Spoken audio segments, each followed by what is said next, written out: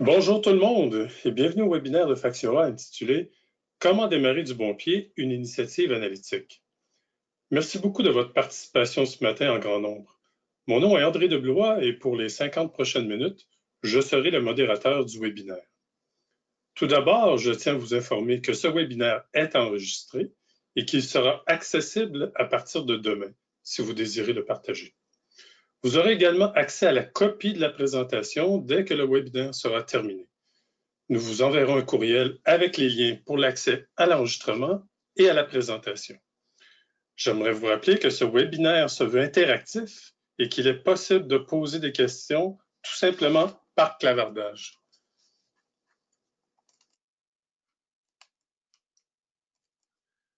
Notre webinaire d'aujourd'hui aborde une thématique récurrente quand vient le temps de remplacer ou de mettre en place une solution analytique dans l'organisation.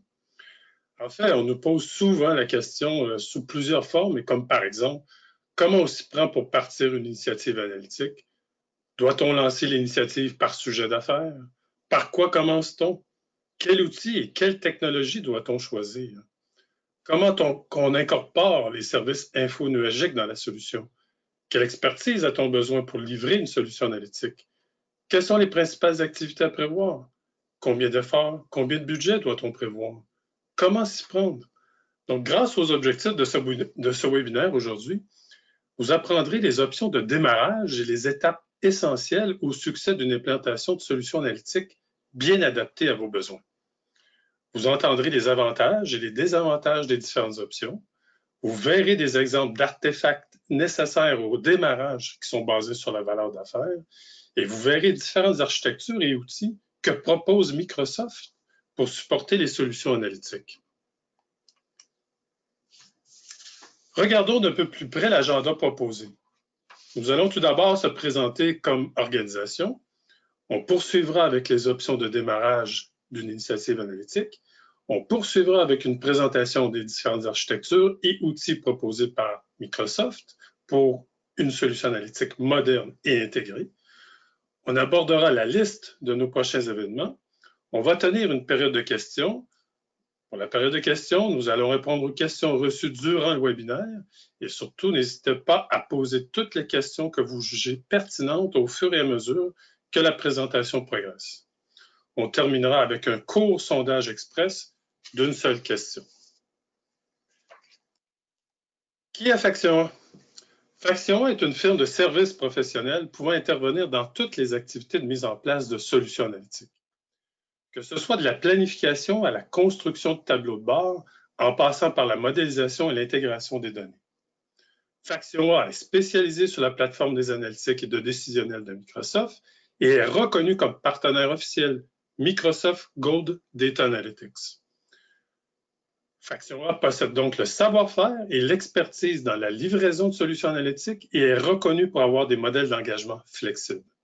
Pour en savoir plus, n'hésitez jamais à nous contacter. Les présentateurs du webinaire d'aujourd'hui sont Philippe Torres de Factiora et Sarah Mouma de Microsoft. Bonjour Philippe. Bonjour Philippe. Bonjour, est-ce qu'on m'entend? Oui, on t'entend bien. Parfait. Bon. Philippe est associé et cofondateur de Factiora et compte plus de 30 années d'expérience spécialisée dans les solutions analytiques. Philippe est bien connu dans le domaine et a collaboré à la définition et à l'exécution de plusieurs programmes de mise en place de solutions analytiques pour des clients autant canadiens qu'américains.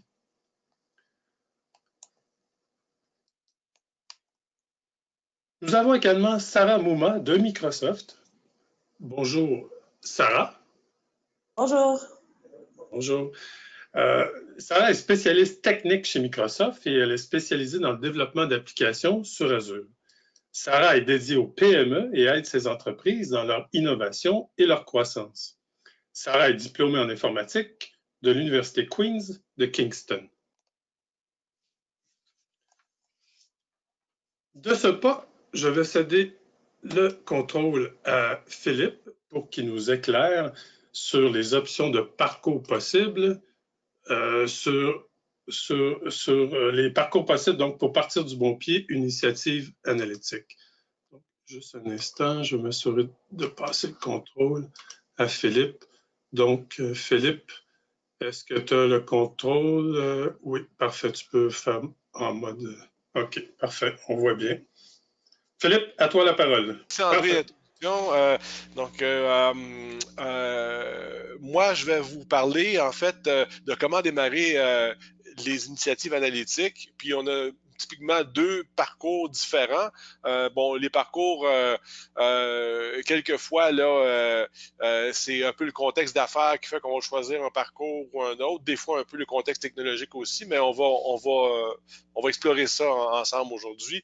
Puis après ça, ben, je passerai la parole à Sarah qui va nous parler de la composante ou en fait des composantes d'architecture possibles pour mettre en place une initiative BI.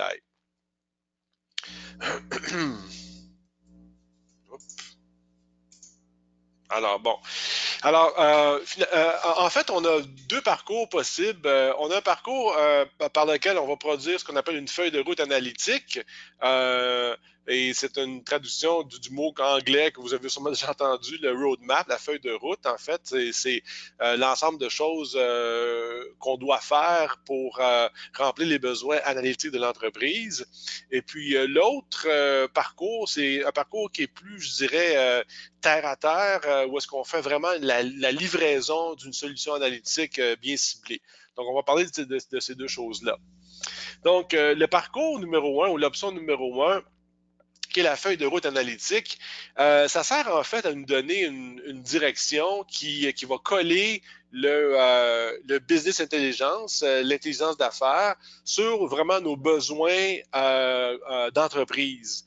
Donc, ce qu'on cherche à faire, en fait, lors de la création d'une feuille de route analytique, on cherche d'abord à recenser les besoins informationnels des unités administratives. Alors, j'aime beaucoup utiliser l'exemple d'un grand terrain, disons, qu'on veut développer pour des immeubles résidentiels. Alors, quand on a un grand terrain, il faut d'abord faire le tour du terrain au complet. Hein. On peut pas commencer à bâtir un immeuble dans le coin à gauche du terrain sans vraiment savoir qu'est-ce qu'il y a ailleurs. Parce qu'il y a des interactions là, dans notre développement immobilier, on va avoir des interactions par rapport à qu'est-ce que le terrain peut supporter, est-ce qu'il y a des cours d'eau, est-ce qu'il y a des grandes patches de terre, de gazon, de bois ou quoi que ce soit. Donc, il faut aller voir. Donc, quand on fait par la même analogie, quand on fait une feuille de route analytique, ben, on veut aller recenser les besoins de toutes les unités d'affaires ou unités administratives pour la simple et bonne raison que la valeur des analytiques, elle est beaucoup dans les axes d'analyse, c'est vrai, mais c'est aussi quand on commence à faire des croisements entre les différents axes d'analyse qui sont reliés ensemble dans les unités d'affaires. Par exemple, si on a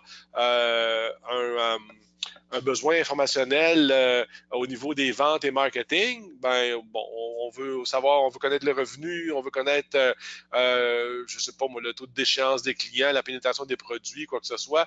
Mais on a peut-être une autre unité d'affaires qui est une unité administrative qui est le service à la clientèle.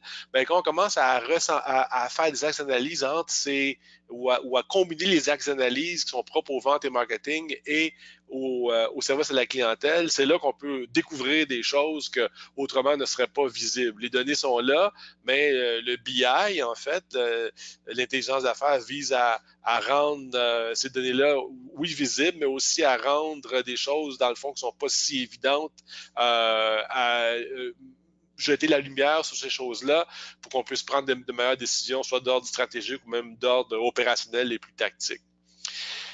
Une autre des choses qu'on vise à faire, évidemment, dans la feuille de route analytique, c'est comprendre l'ensemble des sources de données, parce qu'une fois qu'on a compris que on veut voir certains éléments, comme je vais revenir encore aux ventes, ou on veut comprendre la démographie, par exemple, de nos clients, ben, on veut aussi aller comprendre c'est quoi l'ensemble des sources de données qui sont disponibles pouvoir mettre à jour justement la visibilité sur ces différents axes d'affaires-là.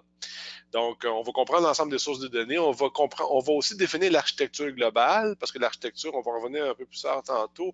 L'architecture, c'est ça qui va nous permettre de faire certaines choses ou non. Hein? Donc, si par exemple, on sait qu'on veut faire d'analyse de données structurées, on n'en a pas beaucoup, c'est une chose. Quand on en a beaucoup, c'en est une autre. Quand on fait des analyses poussées, peut-être même en utilisant des techniques de sciences des données, on veut bâtir, par exemple, du prévisionnel, des analyses prédictives, on veut bâtir des applications, par exemple, d'apprentissage machine, toutes ces choses-là, toutes ces choses-là vont demander des composants différents. Donc, c'est pour ça que l'architecture globale, c'est quelque chose qui fait partie fondamentale de la feuille de route. On doit aussi établir la valeur relative des besoins. Je vais revenir à ça. C'est que c'est sûr que les valeurs, il y a certaines choses qui ont plus de valeur que d'autres, certains éléments informationnels qui ont plus de valeur que d'autres. Alors, il faut en faire le tour de ça puis comprendre bien les efforts associés à ça. Puis évidemment, établir un programme pour le court, le moyen et le long terme. Donc, 6 étapes. On va parler brièvement de chacune d'entre elles. La modélisation des besoins informationnels, la modélisation des besoins de consommation, la modélisation de l'analyse de valeur, l'architecture cible, le séquencement du programme. Le séquencement du programme influe aussi, en fait, le carnet de produits qu'on va bâtir, puis finalement les présentations aux décideurs de ces initiatives-là. Donc, le modèle de besoin informationnel, en fait, ce qu'on essaie de faire, c'est de bâtir un modèle, des éléments d'information qu'on veut connaître par unité d'affaires, par type d'usager. Donc, typiquement, c'est des ateliers avec des responsables des unités d'affaires. Il y a généralement de 2 à 5, 6, 7 participants dans ces sessions-là. Puis ce qu'on essaie de faire, là, c'est de mettre à jour le besoin. Je vais vous montrer un exemple de besoin informationnel, d'une documentation. On essaie de trouver les objectifs poursuivis, les problèmes à résoudre, mais on essaie aussi de mettre en lumière des choses qu'on ne sait pas nécessairement qu'on ne sait pas. Hein? Donc, souvent, on va avoir dans ces sessions-là des gens qui ne sont pas nécessairement familiers avec, disons, les capacités ou les fonctionnalités au niveau du BI. Donc, on peut commencer à penser à des choses auxquelles on ne pensait pas avant. Donc, oui, on va parler d'analyse désirée, d'analyse souhaitée. On va travailler avec des exemples de tableaux de bord, des choses comme ça. On va aussi parler de caractéristiques de consommation parce que les caractéristiques pour consommer l'information n'est pas la même si, par exemple, on fait des analyses par exemple, de pénétration de produits. Donc, c'est très analytique. On travaille avec beaucoup de données. On va explorer plusieurs axes d'analyse. C'est bien différent que si on veut utiliser, par exemple, le BI pour fabriquer des tableaux de bord qu'on veut transporter avec nous pour aller visiter, par exemple, nos franchisés. Donc, les besoins de consommation sont différents. Donc, il faut prendre ça en ligne de compte aussi dans la feuille de route. On va faire un sommaire des rencontres, puis on va faire une description détaillée des besoins. Donc, ça, c'est un exemple de besoin informationnel qui a été recensé. Cet exemple-là, c'est en assurance. On voit que ce qui est en bleu dans le milieu, dans le fond, c'est les mesures clés qu'on veut suivre. Alors, les mesures clés, on va vouloir les suivre, par exemple, dans un contexte d'intelligence temporelle, c'est-à-dire, on va voir, par exemple, les ventes ce mois ici par rapport au même mois l'an passé, ou c'est quoi la moyenne de vente, la moyenne bougeante des ventes des derniers 3 mois. Bon, des choses comme ça, on va recenser ces choses-là, puis on va recenser aussi les axes d'analyse. On veut voir ces ventes-là par courtier, par réseau de distribution, on veut les voir par souscripteur dans le cas d'un assureur, par détaillant dans le cas de commerce de détail, etc. Donc, on fabrique ces micro-modèles-là, dans le fond, si on parle de méthodologie agile, ça va ressembler à ce qu'on appelle des récits, hein, donc, ou des épiques ou des récits. On va ensuite de ça, après avoir fait le tour des données, on va classifier la disponibilité de ces données-là parce qu'il y a des données qui sont disponibles, il y a des données qui sont souhaitables mais qui ne sont pas disponibles et donc ça va peut-être générer un besoin d'aller créer une application ou une solution pour aller capturer ces données-là si on sait qu'elles sont nécessaires dans les analytiques qu'on souhaite déployer. Et puis, on va aussi regarder, on va aussi faire face à la situation qu'il y a des données qui sont non disponibles pour l'intégration de données parce que ces données-là, elles sont peut-être pas assez propres, elles ont trop de bruit, on ne peut pas les extraire facilement parce que c'est un système légué. Donc, il y a plusieurs raisons pour lesquelles on pourrait conclure que les données ne sont pas disponibles. Puis avec tout ça, ben, on va colorer en fait une carte de chaleur qui va nous montrer, ben bon, voici les besoins informationnels qui sont relativement faciles à atteindre. D'autres, c'est un peu plus difficile parce que les données sont c'est questionnable, puis d'autres, ben, c'est pas faisable parce qu'on n'a pas les données pour faire ça. Donc, on va recenser tout ça. Par la suite, on va essayer de bâtir, en fait, on va bâtir un modèle de valeur. Puis ça, c'est quelque chose qui est assez crucial,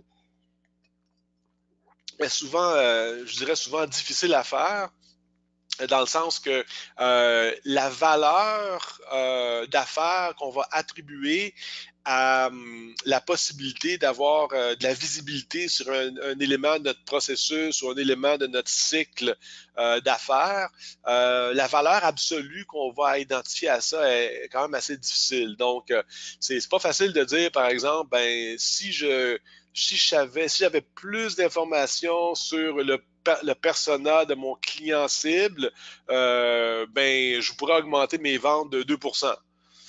Ben, c'est pas nécessairement évident de dire ça. Quand on a un processus relativement bien connu, là, on connaît par exemple l'effort temporel, on sait qu'une réduction, donc on sait qu'une réduction peut égaler à un certain pourcentage d'optimisation. Ben là, on peut mettre une valeur absolue. On dit on fait ça, ça vaut, je dis n'importe quoi, ça vaut 100 000 mais c'est pas toujours évident de le faire dans un mode où est-ce qu'on essaie de trouver des informations, on essaie de diagnostiquer, on essaie de prédire et tout ça. Donc, mais il faut quand même essayer de le faire parce qu'on va établir des valeurs relatives, en fait, entre les différents éléments informationnels, les différents récits.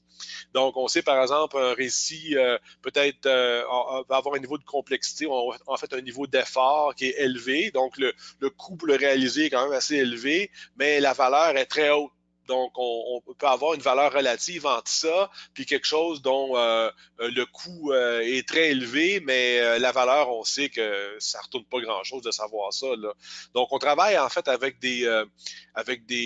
peu comme en mode agile, hein. En fait, en mode agile, on travaille avec ce qu'on appelle des grandeurs de t-shirt, des small, medium, large, X-large, XX large, puis on attribue des valeurs relatives à ces ratios-là. Ça nous permet de développer en fait des analytiques en fait sur ces choses-là pour essayer d'exposer quel segment, quel genre d'analytique, quel récit qui ont le plus de valeur. Est-ce que c'est, encore ça c'est un exemple d'assurance, est-ce que c'est la souscription, est-ce que c'est les ventes, est-ce que c'est la gestion de produits. Donc on peut avoir la valeur relative de ces investissements-là par rapport aux bénéfices que ça va nous apporter. Encore là, on fait toutes sortes d'analyses là, pour essayer de bien cerner ça, surtout quand on a des récits qui sont assez. Où est-ce qu'on a quand même beaucoup de récits. C'est possible qu'on ait des centaines de récits.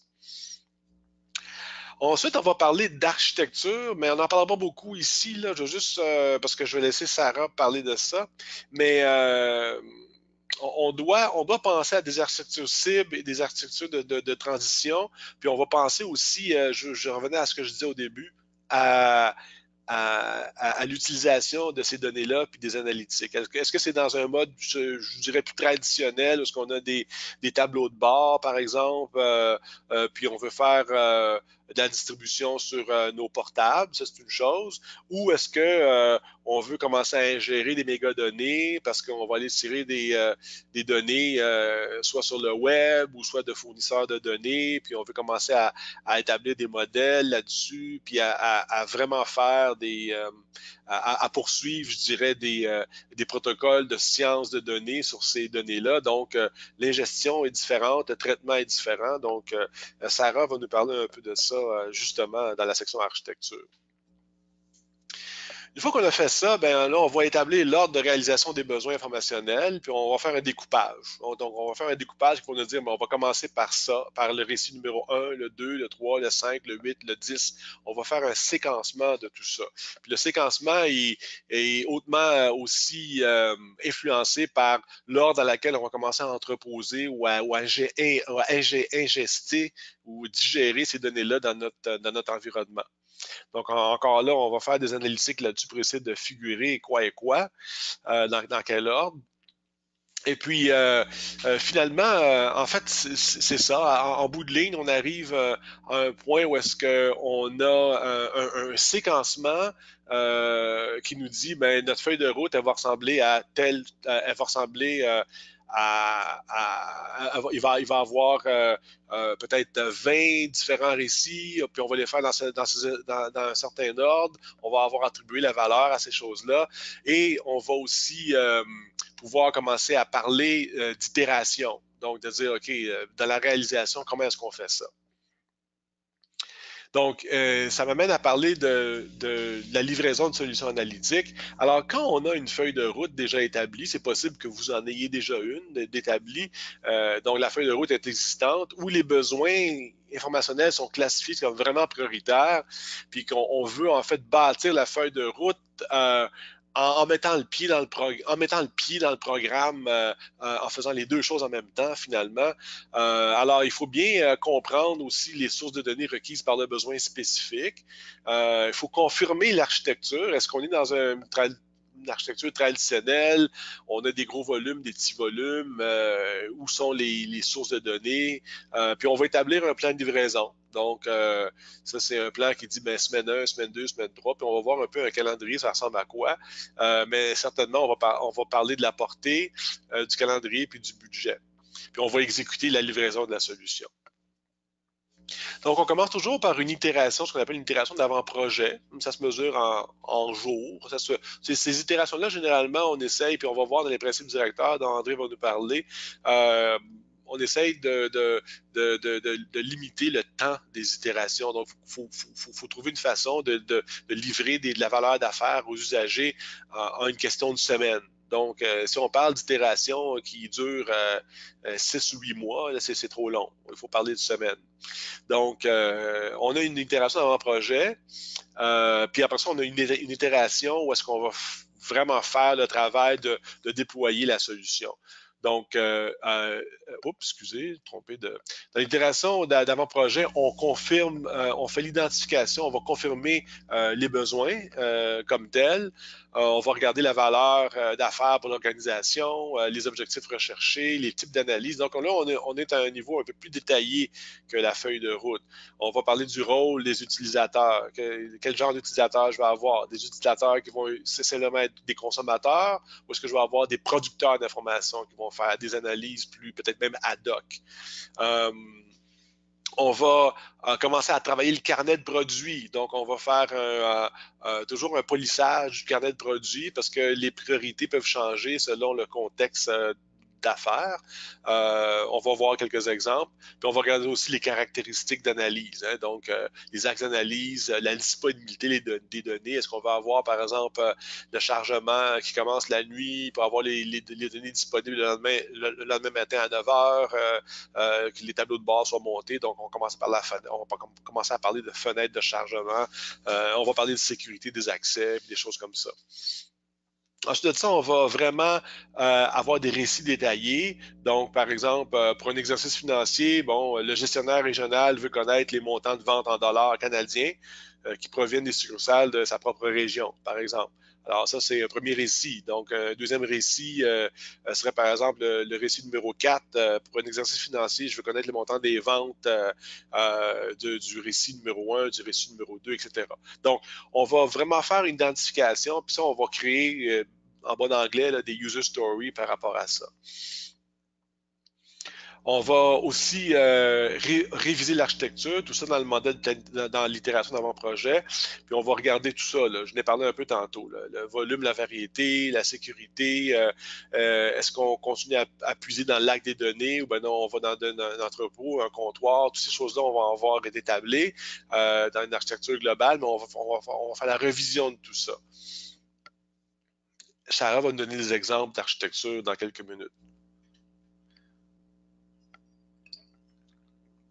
Par la suite, on va confirmer la portée initiale, puis dans un mode agile, généralement, les entreprises ou les clients préfèrent travailler avec des budgets qui sont fixes. Donc, on sait qu'une itération coûte un budget fixe. Alors, le travail du plan d'itération, c'est de voir okay, quel genre de portée qu'on peut entrer convenablement dans l'itération pour toujours livrer de la valeur d'affaires aux clients. Une valeur d'affaires, ça peut être, on a peut-être des nouveaux tableaux de bord qui sont disponibles, où on a augmenté le nombre d'axes d'analyse, on a rajouté des axes d'analyse, on a augmenté, par exemple, la granularité des mesures, on a créé vraiment des tableaux de bord avec alerte, par exemple.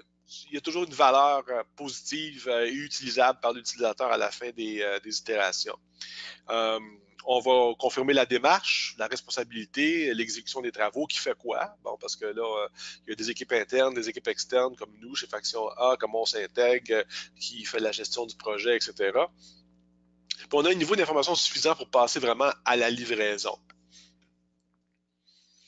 Donc, André, il fait beaucoup ce travail-là. Donc, j'aimerais ça, André, que tu parles des principes directeurs, justement, là, quand on rentre dans ce genre de livraison analytique.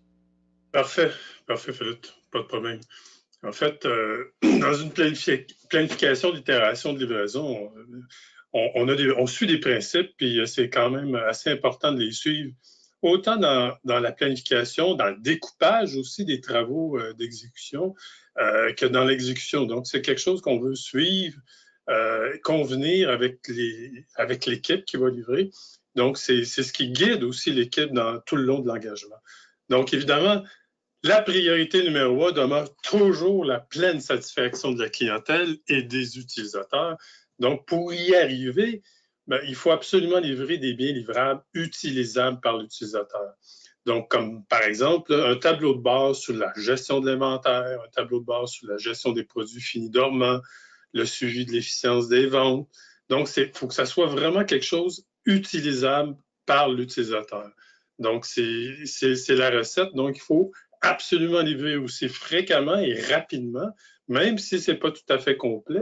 Puis c'est toujours la bonne façon d'obtenir un retour graduel sur l'investissement qui est déployé dans l'initiative. Puis c'est la façon de contribuer aussi à l'adhésion des utilisateurs, à garder la motivation, pouce et sourire par en haut, que je pourrais dire. L'autre élément aussi qui est important dans les principes, c'est la participation active et l'étroite collaboration entre les gens de métier et des technologies, parce que ça, c'est vraiment clé pour rencontrer les attentes et maximiser toujours la valeur d'affaires. Donc, pour l'organisation des équipes, la préférence sera toujours de former des petites équipes qui sont en mission. C'est prouvé que de grandes équipes ajoutent plus de risques que des petites équipes. Donc, ça diminue souvent la productivité. Donc, il est mieux d'avoir deux petites équipes, par exemple, en parallèle qu'une grande équipe. Puis, comme disait Jeff Bezos d'Amazon, si tu as besoin de plus de 2 pizzas pour nourrir ton équipe est déjà rendue trop grande. Fait que c'est un peu le Riggleman Effect aussi. Donc, s'assurer d'avoir des petites équipes tout le long de l'exécution. Je n'ai pas parlé de la communication, mais la communication là, entre les différentes parties impliquées doit être extrêmement fluide. Puis nous, ce qu'on encourage beaucoup, c'est un partage des artefacts tout le long de la livraison, même de la toute première version. Là. On sait que c'est souvent peut-être un brouillon au tout début, mais c'est correct. On part de là, puis c'est une bonne façon aussi de favoriser une compréhension commune du produit qui sera livré. L'autre élément qu'on a aussi là-dedans, dans les principes directeurs, c'est le calendrier fixe de livraison. C'est toujours important de se donner un calendrier puis respecter le calendrier, quitte à enlever de la fonctionnalité. Il faut comprendre ça. Donc, en équipe, il faut convenir qu'est-ce qui peut être enlevé ou remplacé pour respecter la date. Et c'est pas toujours facile. Mais des fois, il y a des compromis à faire. Des fois, c'est un remplacement de fonctionnalité, mais l'idée, c'est toujours de garder nos dates de livraison. Évidemment, pour ça, ça prend une gestion ferme, serrée de la portée de l'itération, parce qu'on a souvent plus tendance à en rajouter qu'à d'en soustraire. Puis, il faut bien gérer les temps qu'à faire et les priorités. Et c'est pour ça qu'on tient aussi à avoir un carnet de produits là, pour établir et revoir les priorités. Fait que je pense, Philippe, il y avait un autre slide après, si tu peux l'avancer. Le slide d'organisation. Je vais parler aussi de l'organisation et des communications. J'en ai parlé brièvement, mais déjà, il faut que tout le monde soit au diapason dès le début de l'engagement. Donc, sur la vision, les objectifs, la portée de l'initiative. Et il faut prendre le temps pour démarrer, de faire une rencontre justement de démarrage pour bien positionner ces éléments-là. Et par la suite, c'est beaucoup d'ateliers, en fait, pas beaucoup, mais certains ateliers avec un focus parfois plus business ou des fois plus technique, mais c'est toujours pour s'assurer d'une bonne compréhension de tous les membres de l'équipe. Et il faut aussi évidemment s'assurer d'avoir des réponses aux questions dans un court laps de temps parce qu'on veut respecter nos dates, donc c'est important là, d'avoir des réponses rapides aux questions qui sont posées de tous les membres de l'équipe. Pour le quotidien, une mêlée de 15 minutes, là, c'est pas un luxe. Et puis ça se tient toujours pour tous les membres de l'équipe. Puis idéalement, on fait ça en début de journée, évidemment, mais ça peut se tenir face à face. Mais comme on est de plus en plus sur des multisites, donc ça se tient plus souvent à travers les outils de collaboration là, qui sont disponibles. Il y en a plein déjà. Donc, on utilise ces outils-là pour communiquer. Puis l'idée, c'est tant de se comprendre, puis de savoir ce qui a été fait, ce qu'on fait dans la journée, puis surtout s'il y a des obstacles qu'il faut éliminer pendant la journée. Donc, de notre côté, nous, c'est sûr que quand on avance dans une initiative comme ça, puis qu'on fait une livraison, on s'assure qu'à tous les semaines, qu'il y ait un statut d'avancement qui est produit de notre part, puis que l'on révise avec les parties prenantes et les gestionnaires. Donc, on veut comprendre l'avancement, l'utilisation du budget, soulever les enjeux, les risques et surtout les moyens de les atténuer. Puis, à la fin de chaque itération, on positionne toujours une session de rétroaction pour comprendre ce qui peut en fait s'améliorer pour les prochaines itérations. Et aussi, on en profite pour socialiser le succès de la livraison. Et aussi, on fait la revision du carnet de produits avec les parties prenantes parce qu'on veut souvent convenir de qu'est-ce qui va être la portée de la prochaine itération. Et dans certains cas, on peut même arrêter temporairement puis bénéficier de la valeur d'affaires, étant donné que justement, ça a été découpé d'une façon que le bien est utilisé, le bien livrable est utilisable par l'utilisateur. Mais plus souvent qu'autrement, c'est la poursuite immédiate là, pour répondre aux prochains besoins qui ont déjà été priorisés. Donc, il s'agit de déterminer le périmètre puis préparer le plan de la prochaine itération. Pour la gestion de la configuration, il y a des outils disponibles. On peut toujours en suggérer, mais nous, on en utilise quelques-uns. Donc, pour gérer la configuration des différentes composantes de la solution, c'est surtout afin de soutenir la gestion des versions, et le passage d'un environnement de dev à l'environnement de test et à l'environnement de production. Donc, c'est à peu près le tour, Philippe, des différents ces éléments-là. D'accord, merci André. Tu m'entends? Oui, ça va? Allô? Oui, André, oui, c'est bon. Oui, je t'entends bien. Okay, d'accord. Donc, alors, comme je disais tantôt, puis André l'a mentionné, les itérations sont relativement courtes et sont mesurées en semaines. Ça, c'est un calendrier typique, là, parce qu'on, c'est sûr que ça peut être un peu plus détaillé que ça, mais c'est puis vous pourrez le récupérer là, lorsque la présentation sera disponible. Mais ça se mesure vraiment en semaines, puis ça ressemble un petit peu à ça, le calendrier type d'exécution. Puis au niveau des profils de ressources, et c'est sûr que quand on parle d'applications de ce type-là, ça prend plusieurs genres de ressources. Donc, que très rarement, on va avoir toutes ces expertises-là dans un seul individu. Et si c'est le cas, ben, c'est pour des petites applications. Mais typiquement, on a des architectes techniques, gestionnaires d'itération, on va avoir des architectes de solutions, puis des spécialistes dans les différentes couches, là, soit l'intégration ou la présentation, la modélisation, etc. Maintenant, j'aimerais qu'on passe la parole à Sarah, qui va nous parler d'architecture possible dans l'univers Microsoft. Puis juste un petit mot, je veux répéter que c'est important l'architecture parce que c'est vraiment le soutien des données. Puis dépendamment du type d'analyse, ben, on a différents composants qu'on peut arrimer. Puis évidemment, toute la notion aussi de composants dans l'info nuagique, là. Alors tout ça, là, c'est super important et super intéressant. Alors, Sarah, on te passe la parole. OK, merci. Est-ce que tu vois mon écran?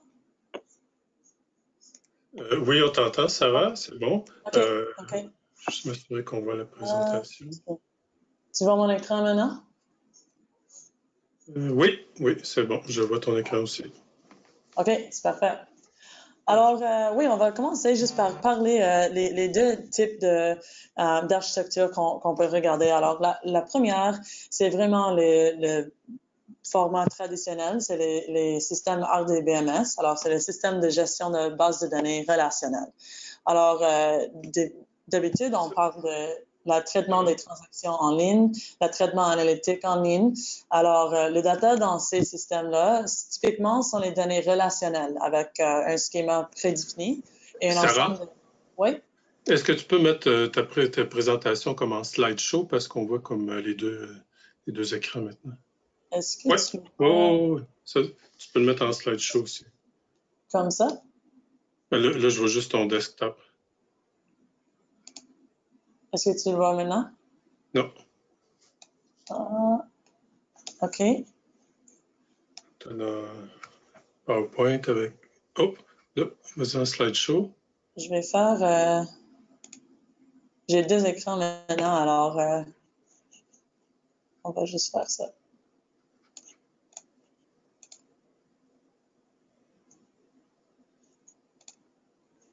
Voilà. Est-ce que c'est bon comme ça?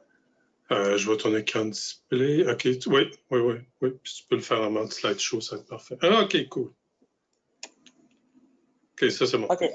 Alors, c'est bon comme ça? Oui. OK. Et alors, on va juste parler de l'autre côté, c'est le Big Data. Alors, les solutions Big Data, ce qu'on utilise dans ça, c'est vraiment parce qu'on utilise l'ingestion des données qui sont structurées ou bien non structurées. Alors, avec ces systèmes, nous pourrons vraiment traiter les données en batch ou bien en temps réel aussi. Alors, typiquement, les systèmes comme ça, ils comprisent de gros montants de données non relationnelles, comme ça peut-être les données clés-valeurs ou bien les documents JSON, données time series. Alors, pour ces scénarios, les systèmes RDBMS, c'est pas vraiment le choix pour stocker ce type de data. Alors, prenons un exemple d'un entrepôt de données. C'est vraiment un exemple de BI entreprise avec un SQL Data Warehouse. Alors, la façon qu'on peut utiliser une solution comme ça, c'est vraiment, commençons par exporter les données de SQL Server vers des fichiers plats, par exemple, puis après ça, on peut copier les fichiers plats dans quelque chose comme Blob Storage. Blob Storage, c'est juste une façon de stockage qui est capable de stocker comme les données de n'importe quel format. Après ça, on peut charger les données qui sont dans Blob Storage dans quelque chose comme un SQL Data Warehouse. Puis après ça, on peut transformer les données en star schema, quelque chose comme ça, et charger un modèle sémantique dans Analysis Services pour que nous pouvons faire des visualisations ou bien servir dans les applications. Alors, voyons un autre exemple avec les services Microsoft. Alors, la première qu'on voit ici avec Data Factory, c'est de combiner toutes les données qu'on a, soit structurées, non structurées, semi-structurées. Alors, ça peut être les journaux, les fichiers, les fichiers ou les médias. Alors, on peut mettre ça dans Blob Storage en utilisant Data Factory. Alors, Data Factory, c'est vraiment un service qui nous permet à construire les data pipelines et on peut même ajouter de la automatisation pour que ce processus d'ingestion de données au Blob Storage, ça se fait quand les nouveaux fichiers s'apparaissent dans les systèmes. Après ça, dès que les données sont dans le Blob Storage, nous pouvons effectuer les analyses évaluatives avec Azure Databricks pour obtenir les données nettoyées et transformées. Alors, voyons ici qu'on a les options de bien Python ou Scala ou bien Spark SQL. C'est parce que Databricks, c'est un outil en forme de genre notebook. Alors, nous pouvons utiliser n'importe quel langage supporté dans les mêmes contextes. Alors, on peut juste commencer un nouveau bloc-notes, puis on peut avoir un bloc qui est Python, puis on doit faire quelque chose d'autre en Scala, et c'est tout dans le même contexte d'un notebook. Alors, c'est là où on peut transformer les données. Et après ça, on peut déplacer les données qui sont nettoyées vers quelque chose comme Azure SQL Warehouse. Après, pour qu'on peut combiner, voyons, les choses qui sont nettoyées ici ou bien les données structurées existantes. Alors, comme ça, on a maintenant créé quelque chose comme un hub pour toutes les données. Il y a même aussi les connecteurs natifs entre Databricks et SQL Data Warehouse que nous pouvons utiliser pour accéder à les données et les déplacer aussi. Alors, c'est vraiment simple à part d'un processus d'avoir Databricks connecté à Data Warehouse. Et comme on a vu avant, on peut avoir les outils BI comme Power BI ou les autres de même, qu'on peut créer les tableaux de bord analytiques ou les rapports intégrés basés sur les données qui sont maintenant dans Data Warehouse. Alors, on peut extraire les informations des données. On peut aussi utiliser quelque chose comme Azure Analysis Services pour servir les données aux utilisateurs. Et on a une autre option aussi dans un schéma comme ici, c'est qu'on pourrait aussi exécuter les requêtes ad hoc directement sur les données dans Azure Databricks. Alors oui, on peut faire les visualisations qui viennent des données qui sont stockées dans Data Warehouse, mais on peut aussi faire les requêtes juste ad hoc qui sont directement Databricks jusqu'à Power BI.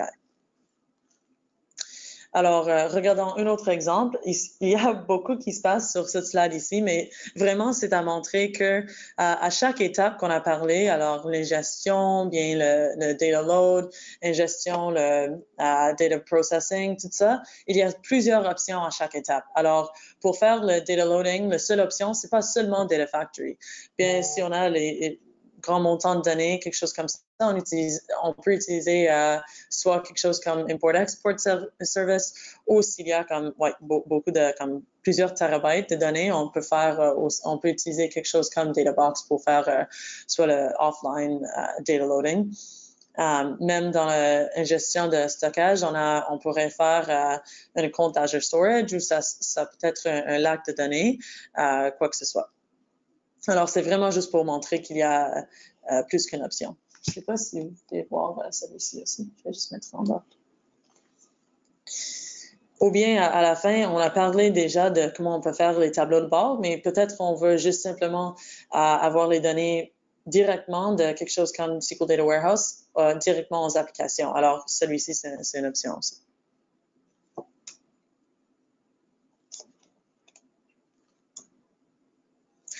Alors, on a parlé déjà de les entrepôts de données, comment on peut structurer une solution comme ça pour faire du BI, mais on a aussi des options d'analytique avancée. Alors, cette slide ici, c'est juste pour montrer c'est quoi les blocs, c'est quoi les composantes d'une solution Big Data avec les analytiques avancées.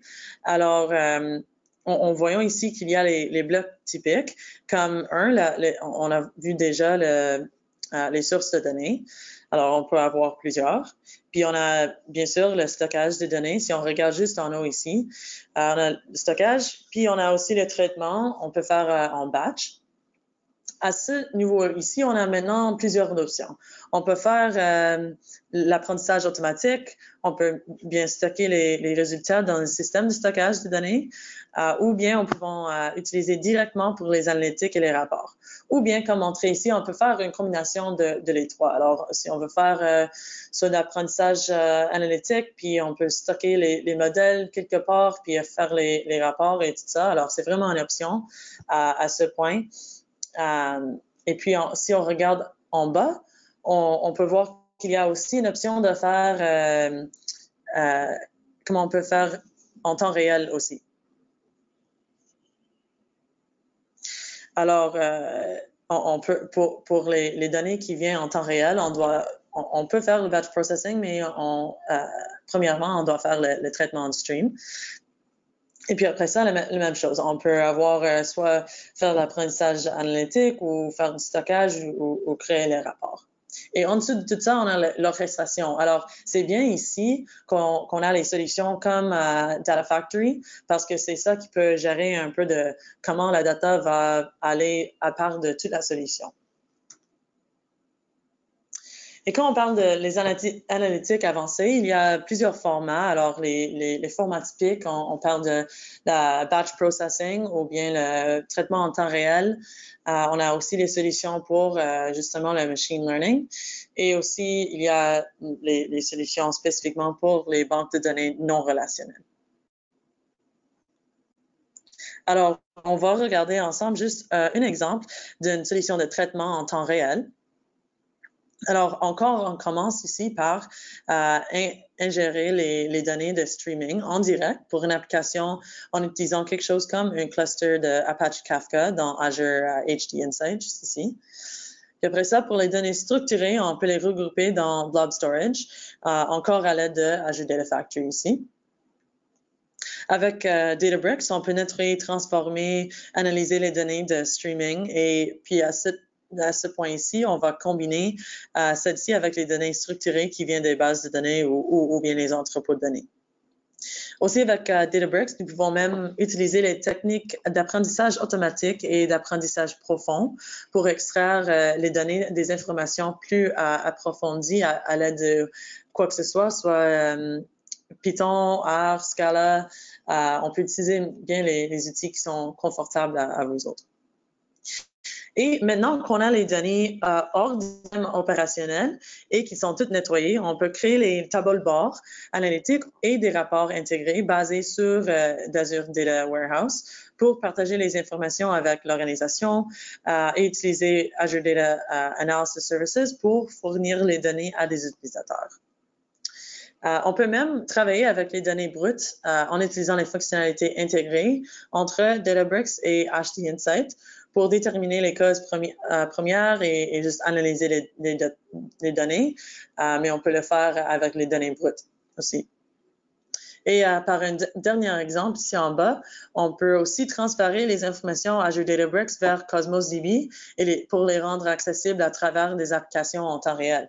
Alors, si vous avez les applications qui utilisent comme base de données quelque chose comme Cosmos, on peut, après qu'on fasse les transformations des informations qui viennent en temps réel, on peut les mettre encore dans une base de données Cosmos, puis ça peut être tiré dans les applications pour les présenter aux utilisateurs. Et la dernière chose, encore un slide pas mal chargé, mais c'est juste pour encore montrer qu'on peut avoir plusieurs sources de données. Et bien, à chaque étape de la solution, on peut avoir plusieurs options d'outils. Alors, pour une solution comme cela, qui est une solution de collection, modélisation et déploiement, on a beaucoup d'options bien dans cette étape de comment on va faire les modèles. On peut utiliser quelque chose comme on a parlé tantôt d'un Databricks, ou bien on peut utiliser peut-être c'est juste un VM, mais on a tous nos outils de sciences de data là-dessus. Alors, les options sont à vous de déterminer quel de chacun tu peux utiliser pour créer justement votre solution à vous. Alors, c'est vraiment, comme on a parlé, c'est vraiment un art plus qu'une science parce que c'est vraiment à vous. Il y a tellement d'options, tellement de flexibilité dans chacune des options. Et la dernière chose, ici, c'est juste un autre exemple de plus un exemple de quelque chose qui se passe en temps réel. Alors ici, on peut voir qu'on utilise quelque chose comme soit Event Hubs ou IoT Hubs. Cela, c'est les services prioritaires à Microsoft, mais oui, on peut utiliser aussi les outils d'Apache ou les autres options là-bas. Alors, c'est juste pour montrer une autre solution pour quelque chose qu'on peut faire en temps réel. Et on va juste terminer cette section par montrer c'est quoi les autres ressources pour à partir des choses d'architecture. Alors, Azure, il y a son propre centre d'architecture. Alors, on peut regarder, bien sûr, les architectures de data, mais aussi les architectures de juste les autres applications, les choses d'infrastructure ou DevOps, quoi que ce soit. Alors, tu peux trouver tout cela au centre d'architecture. On a aussi une plateforme Microsoft Learn pour si on veut savoir plus à propos de n'importe quel service, soit Databricks ou quoi que ce soit.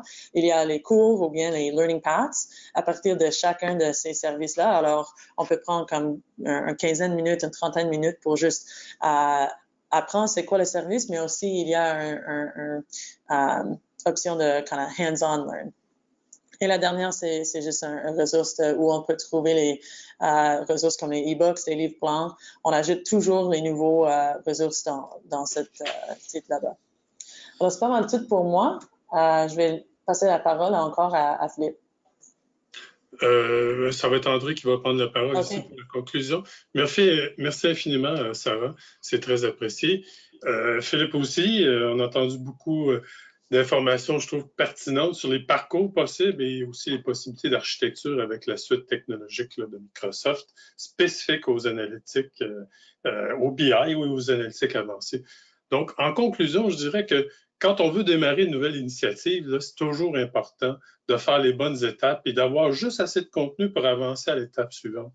Puis, par expérience, je pourrais vous dire, il ne faut jamais sous-estimer la route parce qu'il y a beaucoup quand même de chemin à faire avant de mettre toute la solution en place. Donc, il faut évidemment livrer et viser des biens livrables utilisables par l'utilisateur et utiliser des outils, services infonuagiques et composantes technologiques fiables et modernes. Donc, si vous planifiez ou préparez ce genre d'initiative, je vous invite à nous contacter là, pour mieux comprendre comment démarrer votre initiative dans votre organisation. Encore une fois, un gros merci à vous deux, Philippe, Sarah. Et je vais vous demander de rester parce qu'on a reçu quelques questions pendant le webinaire, donc j'aimerais répondre à ces questions-là. Si on a le temps, il reste quelques minutes. Donc, juste avant de passer aux questions, j'aimerais juste souligner que nous tenons régulièrement des événements. Notre prochain, c'est le 19 juin chez Microsoft à Montréal. Par contre, celui-là, il est déjà complet.